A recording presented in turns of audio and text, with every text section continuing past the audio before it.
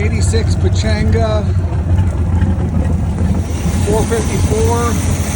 So I'm going to winterize this. I took off the filter there. Okay. I started it up.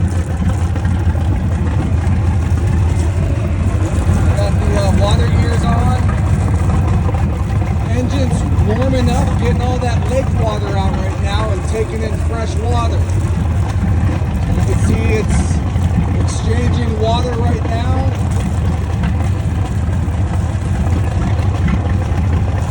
Okay, that's basically step one. Alright, while the engine's running, we're going to put some fogging oil down the carb. It should start to smoke.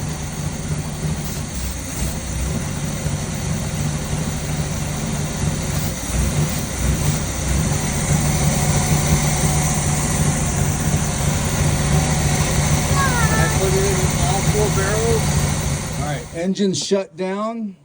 Water's turned off, but it's still got water in the engine. Okay.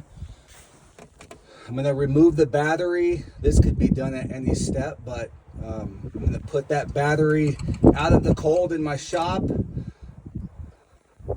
and this will be without power. All right, the next step is on each side is gonna be a water release valve. Let's see if I can get in here and show you. Right there. You're just gonna crack that open, let the water come out on each side. Okay, that's what it looks like. It's leaking out right there. I'm gonna do the other side. All right, with the battery out, it's definitely easier to get to that drain right there. See it? You're gonna have your plug pulled out and it's just draining out now. Let's check this side.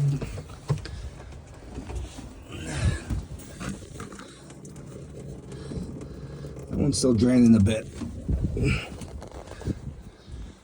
When you drain the plugs on the bottom of the block, it's going to come out as a trickle. But once you remove all the sediment with like a pick like this, it's going to come out really fast. There it is. There was a lot of sediment in there and you can feel it. So make sure you put a pick in there or a piece of wire and get that water moving. All right, so while the 2 drains on each side of the engine are still leaking out, we're gonna drain the manifold on each side. So take off this clip and let that drain out. Okay, there that goes. Do that on the other side too. Next, you're gonna take off this clamp and this clamp right here. Okay. All right, have that loose. Same right there. We're eventually going to put RV antifreeze in there. Next, we're going to take off these 2 clamps right there. All right, got my little helper here with me. The water coming out of the engine block on both sides is just down to a small trickle. Okay. Bought some of this. I think I bought 6 of them. We're gonna put a funnel right in here and dump RV antifreeze until we start seeing it come out below the manifold right there. That way we're flushing any water that's still in there out. All right, so I got everything disconnected. So the manifold, put a little bit of fluid in there. It should immediately come out right below it, okay? Right here, put a little antifreeze in there. It should immediately come out right here, okay?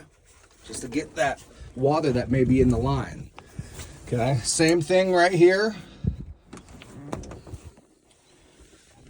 Same thing right here, okay? Should immediately come out right here, okay? You know all the water's out when the antifreeze starts coming out right here. This right here, again, goes to this down here, which connects to this. Okay. Next, right here.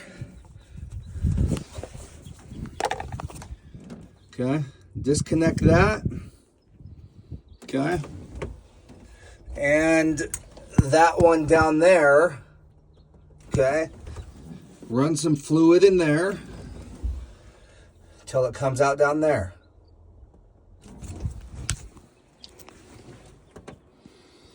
Okay, what else? Right here. Okay.